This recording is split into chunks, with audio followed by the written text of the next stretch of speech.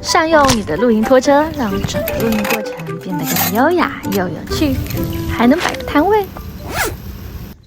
這是一台我單手就可以拎得動的迷你露營皮卡。車外面包的這個幫助收納更緊實的板子，也是墊在裡面的墊板，這樣收納在一起就不用單獨一個板了。哇，這個好聚攏啊，所以它收納起來非常的小，不佔你的車上空間。這裡面像駱駝一樣有2個風哎，展開後容量很大，底下的雙風也讓它的承重更強。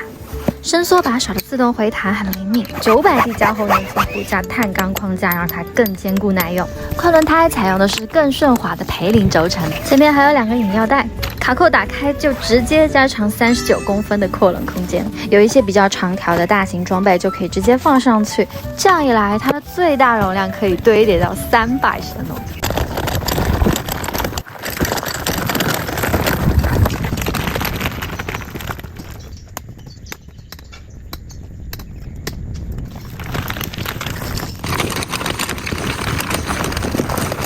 好，我餓了，去吃燒烤。这種很長的草。當裝備卸下來後，露營車還可以被利用起來。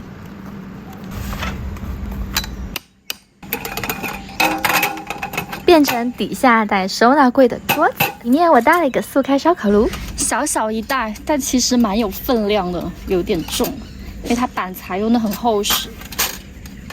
還有一個收納包還挺好看的。看一下，這是它的2個支腳，你也可以折進收納在裡面，做工很好哦，這邊都不太刮手，非常自制的收納在裡面。好，裡面這個是，真的是有點重哦。這是2根調節籤，這個是底部的炭床，很厚哦。爐架是1秒展開，裡面還有一個304的燒烤網。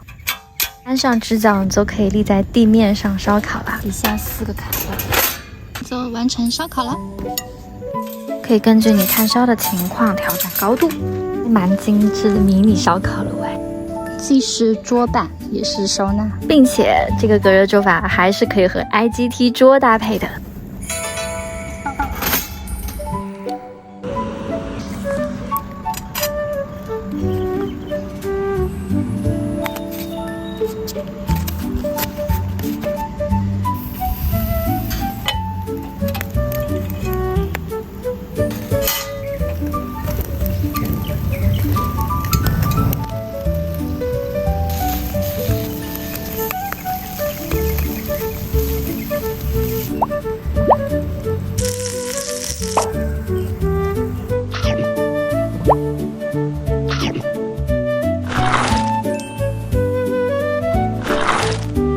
好了，又是美好的一天。我是小島，我們下次露營見啦。